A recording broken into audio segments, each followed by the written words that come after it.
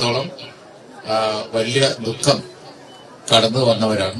പക്ഷെ ഇന്ന് നമ്മൾ അവരുടെ മുഖത്ത് കണ്ടതിൽ ആനന്ദാശ്രമാണ്.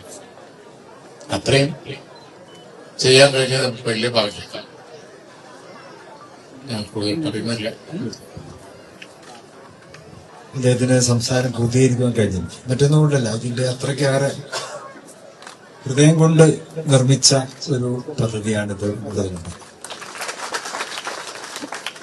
കാരണം നമ്മളെല്ലാവരും ദുരന്തം നടന്ന അന്ന് തന്നെ ദുരന്ത ഭൂമിയിൽ എത്തിയത് അവിടുത്തെ എല്ലാ വിധത്തിലുള്ള പ്രയാസങ്ങളും ദുരിതങ്ങളൊക്കെ നേരിട്ട് അനുഭവിച്ചിട്ടുണ്ട്.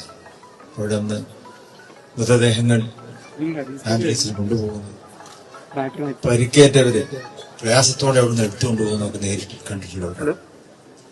സർവ്വതും നഷ്ടപ്പെട്ടിട്ടുള്ള ഒരുപാട് പേര് അന്ന് അവിടെ ഉണ്ടായി.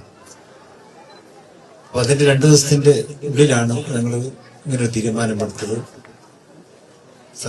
സർവവും നഷ്ടപ്പെട്ടില്ല, എല്ലാം നഷ്ടപ്പെട്ടില്ല.